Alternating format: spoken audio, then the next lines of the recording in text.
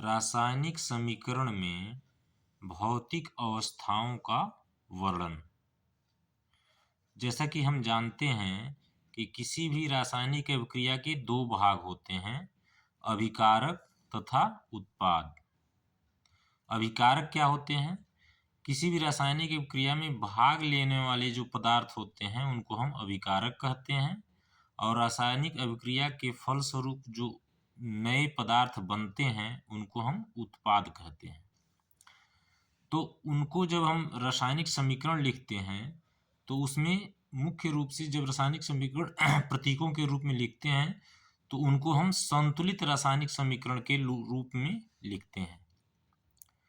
संतुलित रासायनिक समीकरण के बाद से कई बार उसमें बहुत सभी अभिकारक और उत्पादों की भौतिक अवस्थाओं को भी दर्शाना कभी कभी पड़ता है।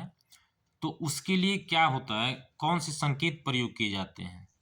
यदि रासायनिक अभिक्रिया में भाग लेने वाले अभिकारक तथा उत्पाद में यदि कोई गैस है तो उसको हम इस तरह से G से उसके आगे लिख के प्रदर्शित करते हैं। द्रव है कोई तो उसको हम L से यानी लिक्विड। यदि कोई पदार्थ जल में घुला हुआ है तो उसको हम एक्वस के रूप में AQ लिख देते हैं, और यदि कोई पदार्थ ठोस है तो उसको हम S लिखकर उसको आगे उसके आगे लिख देते हैं। जैसा कि ये इस उदाहरण में हम देख सकते हैं, जैसे पहले हम 3Fe + 4H2O = Fe3O4 + 4H2। तो सबसे पहले यह समीकरण संतुलित है कि नहीं, तो यह समीकरण संतुलित है। हमने यहाँ 3 4 यहाँ पर 1 और यहाँ पर 4 लगा दिया है। उसके बाद इसकी भौतिक अवस्थाओं को हम लिखते हैं। तो जब ये समीकरण में अभिकारक जो हैं Fe यानी जो लोहा है, आयरन है, वह ठोस अवस्था में है।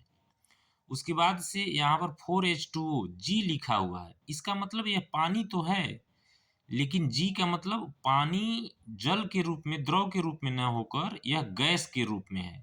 यानी जब आयरन पर भाप प्रवाहित किया जाता है तब यह Fe3O4 जो आयरन ऑक्साइड बनता है वो बनता है। यहाँ पर आयरन ऑक्साइड जो है सॉलिड है और यहाँ पर फिर हाइड्रोजन गैस निकलती है, तो हाइड्रोजन गैस के लिए हमने G का प्रयोग किया है। कभी कभी भौतिक अवस्थाओं को जैसे दर्शाया जाता है ठीक उसी तरह से अभिक्रिया के ताप, दाब और उत्प्रेरक आदि को भी दर्शाना पड़ता है। जैसे कि उदाहरण में यदि आप देखें तो इस उदाहरण में CO गैस के रूप में है प्लस 2H2 यह भी गैस के रूप में है। ये दोनों मिलकर 340 एटमॉस्फेरिक प्रेशर पर यानी दाब पर यह CH3OH बनाते हैं, मेथिल एल्कोहल बनाते हैं जो लिक्विड फॉर्म में है। अगला उदाहरण यदि आप देखें, जो प्रकाश संश्लेषण की क्रिया होती है पत्तों में, तो वह पर्यावरण में उपस्थित कार्बन डाइऑक्साइड एक्वस के रूप में रहता है। एक्वस का मतलब यहाँ पर जलीय कार्बन डाइऑक्साइड का पानी के साथ अभिक्रिया कर जब होती है, लेकिन वो कब होता है? सूर्य के प्रकाश में क्लोरोफिल की उपस्थिति में। क्लोरोफिल यहाँ पर उत्प्रेरक का काम करता है और सूर्य के प्रकाश में ये होता है। तो क्या बनता है? यहाँ पर ग्लूकोज बनता है C6H12O6, यह भी एक्वस होता है यानी जलीय होता है, प्लस O2 ऑक्सीजन का निर्माण होता है।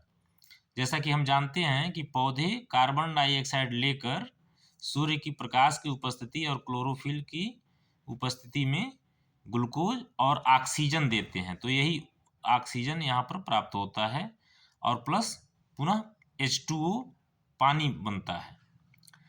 तो इस तरह से हम भौतिक अवस्था के साथ साथ हम उत्प्रेरक, ताप, दाब परिस्थिति को भी तीर के ऊपर या नीचे हम दर्शा सकते हैं। अब हम यहाँ चाहेंगे कि ये जो समीकरण 3 है, इस 3 को आप संतुलित करें। इसको संतुलित करने के लिए हम यहाँ पर A मान लेंगे, यहाँ पर B मान लेंगे, यहाँ C और यहाँ D और यहाँ पर E मान लेंगे, और इस तरह से सबसे ज़्यादा बार जो आया हुआ होगा उसको A B C D E में से एक हम मान के इसको संतुलित करें और आप कोशिश करें। फिर हम अगले वीडियो में इसको देखेंगे कैसे संतुलित करते हैं।